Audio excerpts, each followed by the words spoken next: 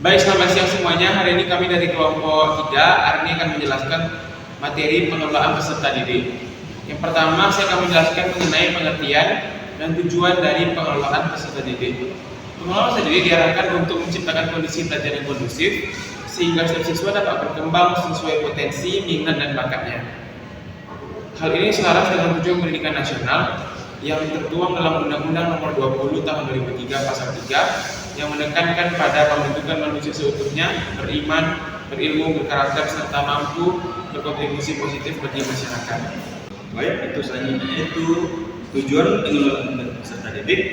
Menurut Setiawan ITAL tahun 2025, secara garis besar tujuan pengelolaan peserta didik adalah: 1.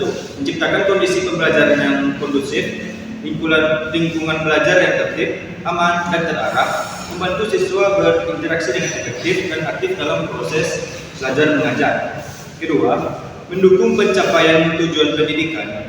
Pengelolaan yang baik menjadi fondasi agar seluruh tujuan institusi pendidikan, baik akademik maupun non-akademik, dapat tercapai secara efektif dan efisien. Ketiga, mengembangkan potensi peserta didik secara menyeluruh.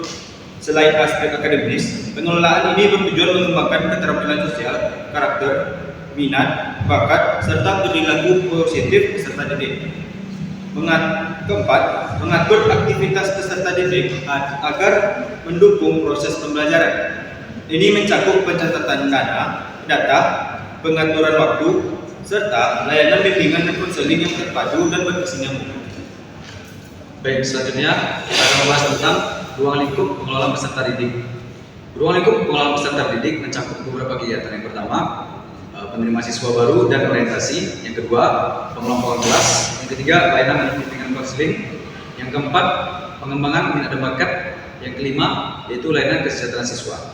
Kegiatan-kegiatan sistematik ini disusun untuk mendukung tercapainya pengembangan minat dan bakat siswa dan perkembangan karakternya. Selanjutnya tentang peran strategis pengelolaan peserta didik. Pengelolaan peserta didik juga memiliki peran strategis dalam menjaga ketertiban, keamanan, dan kenyamanan lingkungan belajar. Kedisiplinan, regulasi yang jelas, dan pengawasan yang konsisten menjadi faktor penting dalam mengarahkan perilaku siswa melalui nilai pendidikan. Tanpa manajemen yang baik, sekolah akan kesulitan mengontrol dinamika peserta didik yang jumlahnya besar. Selanjutnya tentang tantangan dan adaptasi. Di era modern ini, pengelolaan peserta didik menghadapi tantangan yang semakin kompleks, termasuk pengaruh teknologi, media sosial, dan perubahan sosial budaya. Peserta didik ini juga lebih harus kritis, aktif, dan terbuka, sehingga sekolah harus mengembangkan strategi pengelolaan yang adaptif dan inovatif.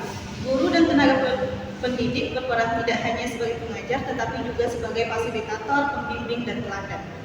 Baik, sekian presentasi dari kelompok kami tentang pengelolaan peserta didik. Lebih dan kurang kami ucapkan mohon maaf. Terima kasih.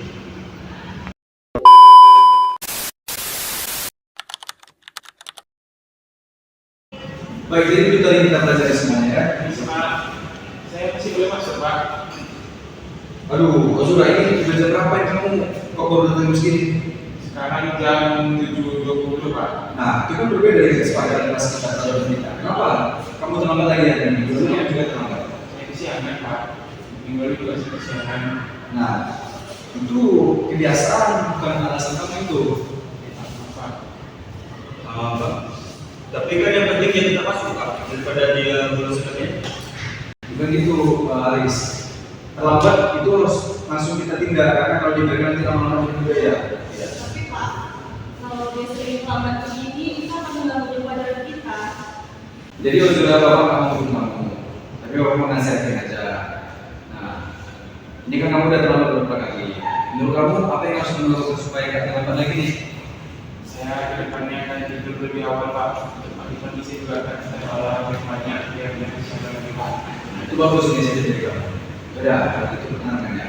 Terus lumayan aja. Kalau itu tugas sama lumayan loh. Baik, tapi kamu memang sudah terlambat hari ini. Itu tetap harus dihukum supaya kamu disiplin dan belajar lebih baik.